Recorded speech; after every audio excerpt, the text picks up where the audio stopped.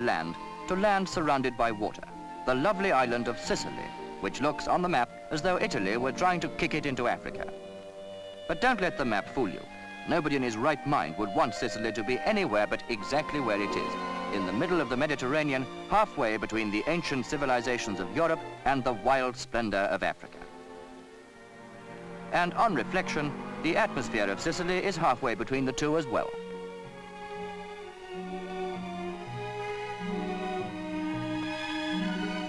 Sicily was the first country in the world to become a Roman province 22 centuries ago. One of the snags about living in the middle is that you're always getting taken over. Before the Romans, it was the Phoenicians, the Greeks, the Carthaginians, and later on, the Saracens and the Normans.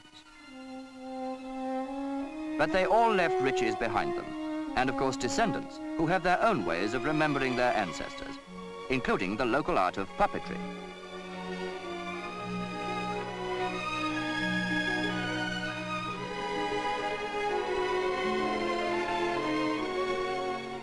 Sicily is proud of its colorful handicrafts, and each area has its own specialities. Here in Taormina, on the east coast, it is painted carts. These particular ones are very old, from a museum collection, but the art is still practiced.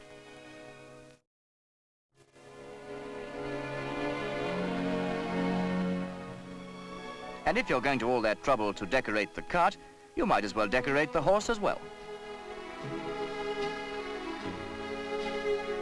While he was exploring the museum, our cameraman spotted some charming old national costumes and persuaded some charming young national types to show them to you, which makes him very persuasive and you very privileged, because he discovered it was the first time they'd been worn for 200 years.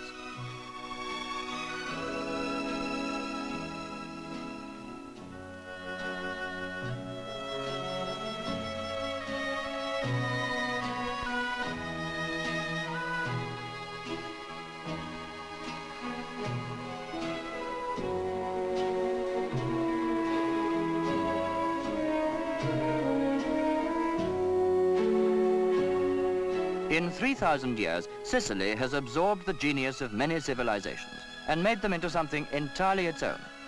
But its people are too vigorous and colorful to live entirely in the past. And even things as modern as holiday camps, they still manage to make different from the ones in other countries. This is the Club Mediterranee, where you eat at communal tables in the open air, and of course in the sun. You can depend on it to shine.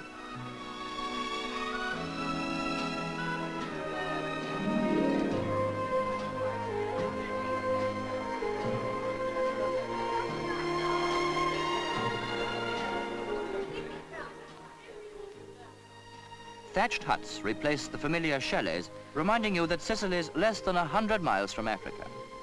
With such a climate, it's no wonder Sicily has tempted invaders from the Phoenicians onwards. They still come, but now it's with passports and cameras and hotel bookings.